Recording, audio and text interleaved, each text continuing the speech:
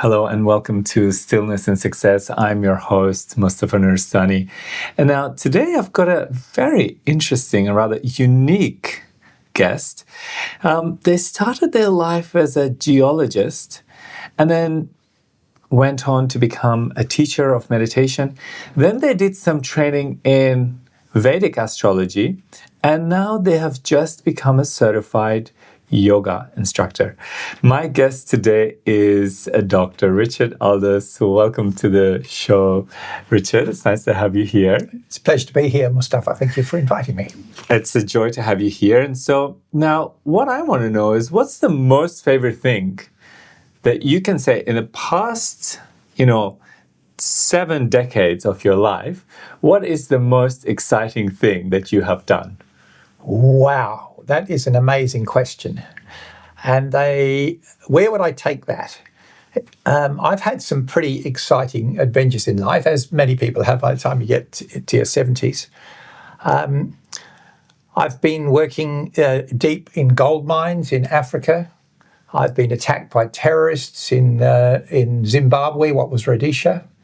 I have been into the back blocks and jungles of Papua New Guinea looking at gold mines. I've also been on quite an inward journey. I learned to meditate when I was at university, and that just pulled me in an inward direction. So I've had both a big exploration of the world outwardly, but there's also been a big exploration process inside. I could tell some very entertaining and deep stories from many of those things. But I think the inward journey and actually somehow being drawn into that was a huge step.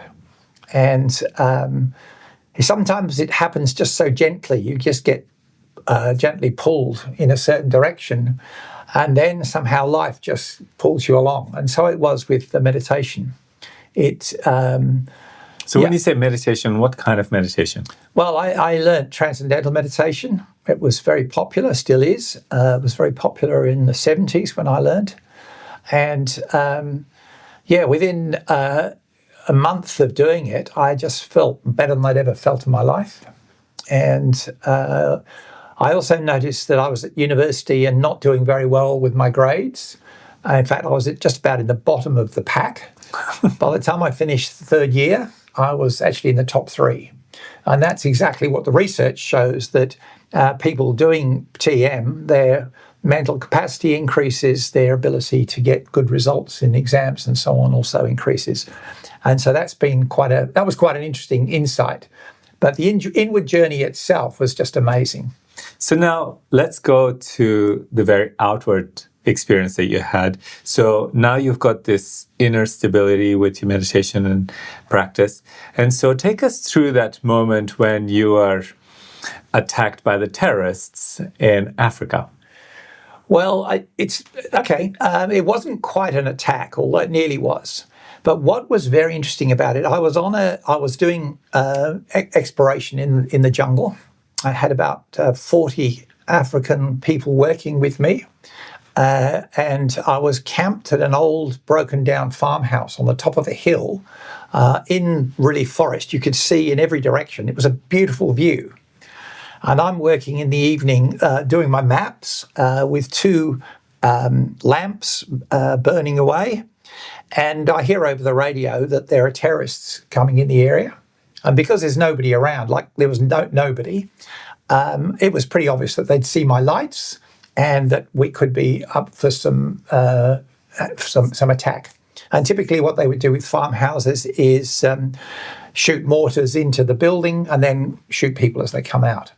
So, I knew what the format was, even though I'd not been exposed to it before. But the really interesting thing was that through the meditation and I guess other philosophical things, I always thought that I was a pacifist. That if anybody wanted to shoot me or, take me out, I would just put my hands up. And what happened was that I realized that actually I couldn't do this, that if someone was going to blatantly attack me, that I would defend myself. And it just so happens that I had two field assistants who weren't there. They'd gone off to the pub, actually, about 50 kilometres away. So I was left, but I did know that they had automatic rifles in their rooms because they were part of the Defence Forces when they weren't working with us. So I went and got their rifles and I had them on the desk. And the kind of the turmoil or change that you go through at a time like that, when you know that any minute, the mortars are going to start, was actually a transformative internal experience, because you realise that you've got like gut reactions, you've got stuff built into you that you don't even know about, and that when push comes to shove, you're going to defend yourself. Now, I was very lucky, actually, that it never materialised, even though they were there. There was, clear evidence they were there. I never actually came under direct fire in the way that I was perhaps alluding to earlier. But it was actually that transformative experience that was so strong. Absolutely. I mean, to go through such a experience, which I have also been through as a young person, being in Afghanistan, and knowing that there's imminent danger. The danger is just next door.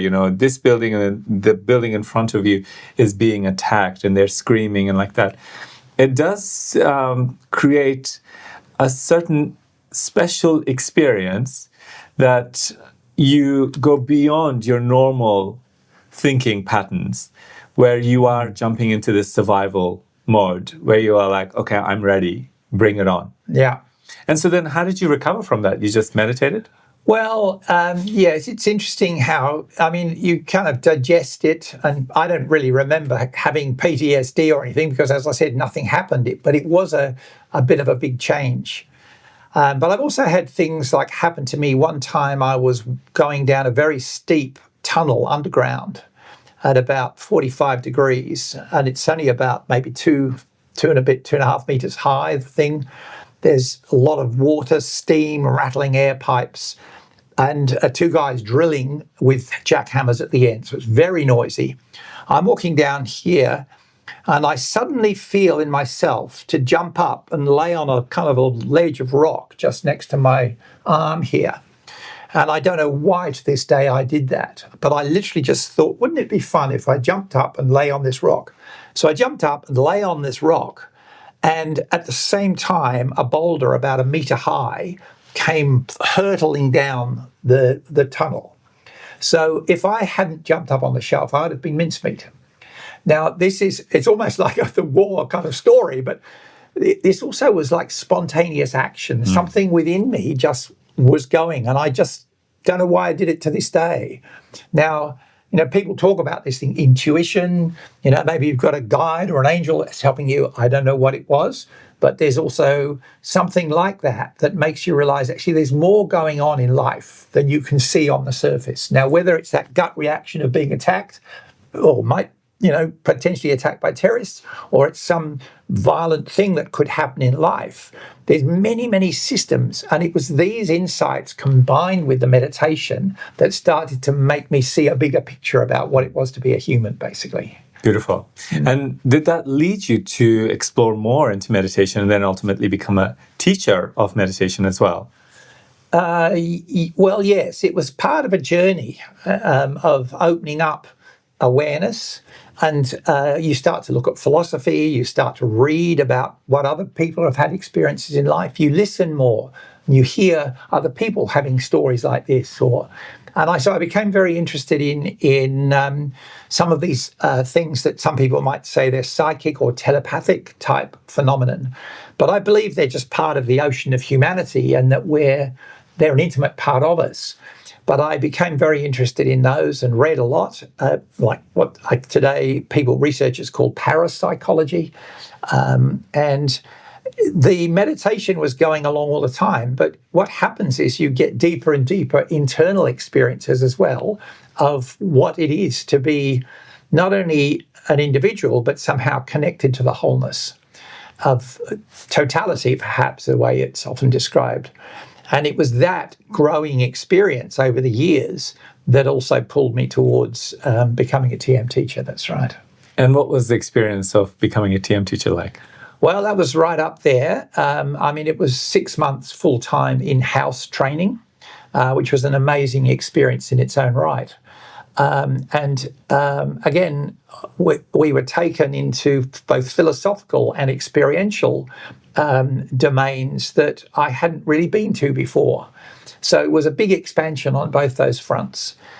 But I can say that when I'd finally, on the last 2 or 3 days, when I'd been made a teacher, I can remember stepping out, actually in Gippsland, it was in the country, and looking up at the sky and just having this experience of looking up at the stars and realizing that I was part of totality. It was like there was no boundary between me and the whole universe.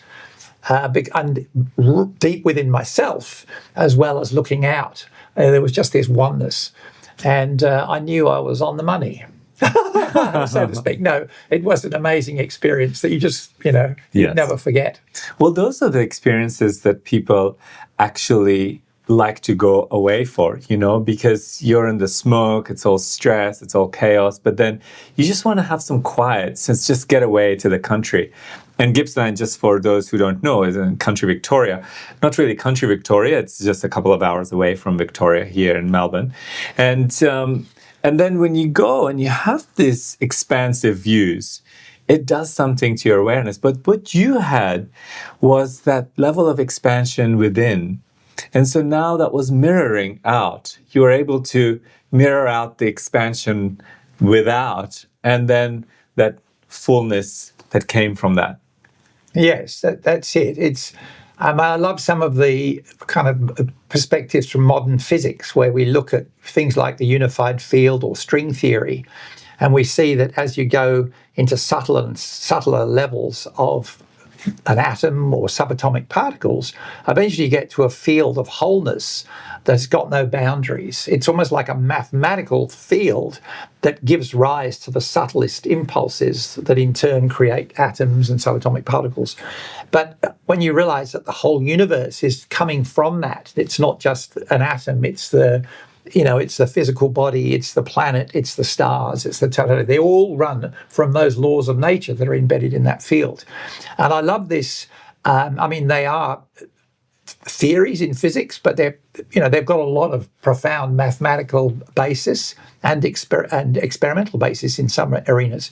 So, but they're a wonderful analog or insight into the experience that we have in consciousness, where you go deeper and deeper and deeper, and then suddenly you get to that field of totality that's the source of everything. And it's that experience in yourself that is so nourishing and so integrating. And it removes barriers. It removes your barriers between yourself and other people. It removes the barriers between yourself and life. And can't recommend it highly enough. That's beautiful. So now let's take a break and have a sip of tea, and we'll come back to some of those experiences that you mentioned. Now, this tea is sent to us from our friends in Maharishi Ayurveda. I'll just pour you some. It's called Vata tea. And Vata tea is used to create some calm in your day. If it's a bit cold and windy, we have a sip of Vata tea and find that it sounds does very the good. Trick. Very good. It's probably my favorite tea that we have here. So now, a geologist continuing in the background with your meditation and teaching meditation. And then you also go deeper. I guess the stars that you looked at after your teacher training had a deeper impact on you because you started studying Vedic astrology.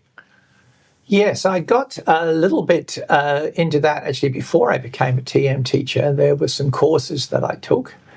And even though I'd actually looked briefly at astrology when I was at university, and I'd actually remember I went round and interviewed about 100 people, asking them what their star sign was and, whether I kind of could relate to them or what's the feeling or subjective experience I had. And I felt that there was definitely something in it. This was Western astrology, and Vedic astrology is slightly different. But I felt there was something in it, but it never really grabbed hold of me. As soon as I started learning about Vedic astrology, for some reason or other, I was just completely fascinated. I just was pulled in, reeled in. And that was about 25 years ago, maybe more, 30 years ago. And to be honest, I just have continued to study it ever since. I've looked at hundreds, probably thousands of people's charts, and you see the patterns in their life. And really, what is a chart before we continue? Chart is really a map of an individual's relationship with the universe at the moment they're born. So when somebody is born, you look at the time, the date, and the place, and from that you can work out precisely what stars are above, what stars are coming up over the horizon, what's gone. And that is then put into a map or a chart, which you then use to interpret some of the weather forecasts for that person's life. I don't claim to be a predictor of certain things happening in people's lives, but there's no doubt that you can see the way the weather's blowing. So, in the same way as we get the weather forecast, there's a 50% chance of rain tomorrow. You can look at people's chart and see, they've got this potential problem or this issue that's going to be going for the next few weeks or the months or years in some cases, and give them some advice on how to look out for that or be aware of it, put their attention on it in some way. And it can be very valuable. So now Vedic knowledge is so vast. Is there a particular school or path that you took? Vedic astrology, was it a specific school of knowledge? Yeah, there are many, many branches of the astrology, and many ancient texts that are used to sort of interpret that. But the history of it is fascinating. There was a lot of interface between the Greeks and Babylonians, and they were all exchanging knowledge of astronomy. They could see the stars. I mean, the beautiful thing is that humans have been living with and looking at the stars for millions of years, especially when we sat by campfires every night. There was no social media. What did you do? You looked at the stars and you told stories. You had your grandfather or whatever telling you a story. And they were stories and myths that actually helped you live, helped the society keep together, helped the clan survive. And we see it a lot in Australia with the traditional song lines that the traditional people learnt from their parents and grandparents. And so that was everywhere. And I just love, even still, getting out into central Australia, sleeping in a sleeping bag under the stars and just looking up at the Milky Way, billions of stars. And you realise, actually, we're so small. It really shrinks the ego down to nothing. But it also expands you into that space that's close to meditative. You get into that space of expansion. So yeah, it's an amazing connection. And actually, most of our philosophy and our myths have been influenced by these stories, these things that have come down for hundreds of thousands of years. Amazing. And so, yeah, it's still there. Vedic astrology has got quite a few different threads. And as in any discipline, there are some people that say this is the way to go and others that say that. And I've been exposed to quite a few different varieties of that. I've taken training with different teachers. And, it's been a wonderful journey. Beautiful. And now coming to your recent training with Maharshi Yoga Asanas, you decided that you're not going to retire and continue and become a yoga teacher. Yes, that's been a fascinating journey. When I did retire, which is about 10 years ago now, I was still doing some small work, but I just decided I'd do a little bit more exercise. And so I started going to various places, gyms and yoga studios and so on. I'd been doing yoga actually with Maharshi Asanas for decades, but only just a small amount. And this really just grabbed me, and I got more and more interested in it. And I decided I'd learn to become a yoga teacher. I wanted to get more into the philosophy, understand the structure of the body and how the asanas work with that. I looked at actually quite a lot of different ways of doing yoga, and eventually decided I would do it with TM, the TM movement. I loved the approach that they've got to the asanas, because it's so connected to that field. It's so inward. It's almost like a meditation on the body, even though it's a physical thing. It's almost like a meditation on the body that takes us into a connection with the body. And it's very interesting, actually. After doing that course, I start to feel that my body's alive in a way that I'd never noticed before. It's like there's another dimension to actually having a human body. It's a beautiful, beautiful thing. And did it in any way impact your meditation? Well, they're so intimately connected because mind and body are one. Even, there's a lot of debate about this in the sort of psychology and psychiatry and so on, about where the boundary between mind and body is. But yes, I think it does. If you do the asanas before the meditation, then the body is more alert and alive. But equally, it's the regular practice of meditating and doing asanas that you find that not only nourishes the meditation, but it also nourishes that consciousness in the body, because you're taking then the experience of inward settledness into the physiology, into the structure of the joints or the muscles or whatever. And so the body comes alive as well. So it's a two-way street. Beautiful. And now you learned when you were 23 meditation. Something like that, yeah. Yes. And you continue to practice it. What is it giving it? What is it giving you?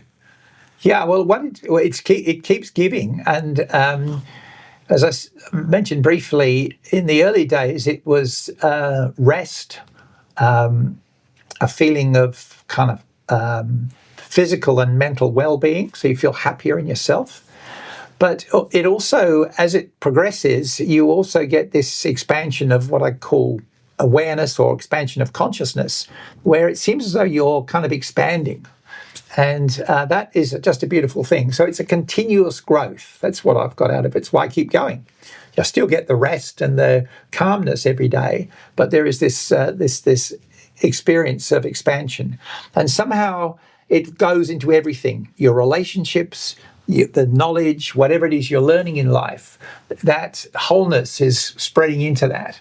And it's that which is very nourishing, and it feeds back to you somehow. So, yeah. It's beautiful. Keep going. Now, this has been a fascinating conversation, very quick conversation, but because you're so fascinated, we could just sit here for 5 hours and just continue talking about some more experiences.